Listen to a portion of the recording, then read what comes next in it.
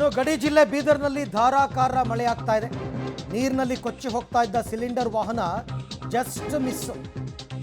ಬೀದರ್ ತಾಲೂಕಿನ ಚಿಲ್ಲರ್ಗಿ ಸೇತುವೆಯಲ್ಲಿ ನಡೆದಂತಹ ಘಟನೆ.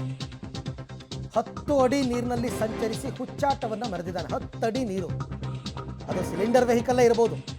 ಸೇತುವೆ ಮೇಲೆ ನೀರಿನಲ್ಲಿ ಸಿಕ್ಕಾಕೊಂಡಿದ್ದ ಸಿಲಿಂಡರ್ ವಾಹನವನ್ನು ರಕ್ಷಣೆ ಮಾಡಿದ್ದಾರೆ.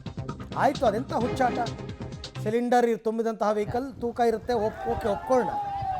ಹಾಗಂತ 10 ಅಡಿ ನೀರಲ್ಲಿ ಹೋಗದ ನೋಡಿ. ಜನ ಓಡಾಡ್ತಿರೋದೇ ಎದೆ ಮಟ್ಟಕ್ಕೆ ನೀರಿದೆ.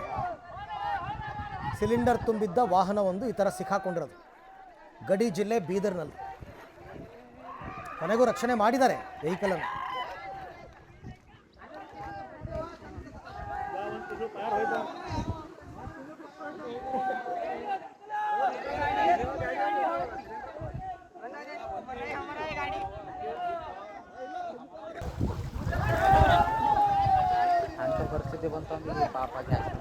ನೀರಿನಲ್ಲಿ ಸಿಕ್ಕಾಕೊಂಡಿದ್ದ ಸಿಲಿಂಡರ್ ವಾಹನವನ್ನು ರಕ್ಷಣೆ ಮಾಡಿರೋ ಘಟನೆ ಬೀದರ್ ಜಿಲ್ಲೆಯಲ್ಲಿ ನಡೆದಿರೋದು. 10 ಅಡಿ ನೀರು ತುಂಬಿತ್ತು. ಆದರೂ ಆ ಡ್ರೈವರ್ ಅದು ಯಾವ ಧೈರ್ಯದ ಮೇಲೆ ವೆಹಿಕಲ್ ಡ್ರೈವ್ ಮಾಡ್ಕೊಂಡು ಹೋದಾಗ ಗೊತ್ತಿಲ್ಲಪ್ಪ.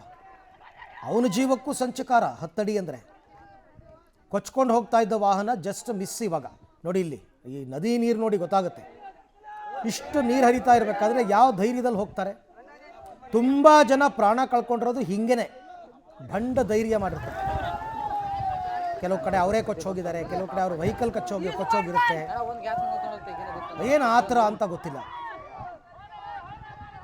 ಕೊನೆಗೆ ಆ ಸ್ಥಳೀಯರೆಲ್ಲ ಹೋಗಿ ವಾಹನದ ರಕ್ಷಣೆ ಮಾಡಿರ್ತಕ್ಕಂಥದ್ದನ್ನು ಗಮನಿಸ್ತಾ ಇದ್ದೀನಿ.